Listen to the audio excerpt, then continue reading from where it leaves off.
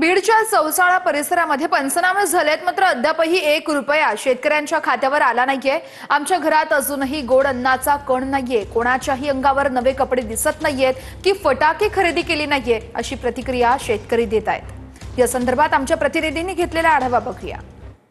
September महिन्यात बीड जिल्ह्यात प्रचंड मोठ्या प्रमाणात अतिवृष्टी झाल्याच्या नंतर अनेक नद्यांना पूर आला आणि अनेक शेतांमध्ये मोठ्या प्रमाणात पाणी होतं। मी सध्या चौसाळा परिसरातल्या एका सोयाबीनच्या शेतामध्ये उभा आहे आणि या ठिकाणचं जे सोयाबीनचं पीक आहे ते सध्या उभं असल्याचं पाहायला मिळतंय। मात्र पूर्णपणे हे पीक जे आहे ते करपून गेलेलं आहे। सरकारने मोठ्या घोषणा केल्या, दिवाळीमध्ये शेतकऱ्यांना आम्ही मदत देऊ असंही सांगितलं, मात्र अद्याप काही ठिकाणी मदत पोहोचलीच नाही। मात्र ज्या प्रमाणात शेतकऱ्यांचं नुकसान झालंय त्या प्रमाणात 18,500 रुपये हेक्टरी जिरायती शेतीला देण्यात येणार होते, मात्र त्या ठिकाणी आता 8,500 रुपयाप्रमाणे मदत दिली जाणार असल्याचं प्रशासनाकडून सांगितलं जात आहे। कॅमेरामॅन प्रमोद रोमनसह मी अशोक काळकुटे, TV9 मराठी।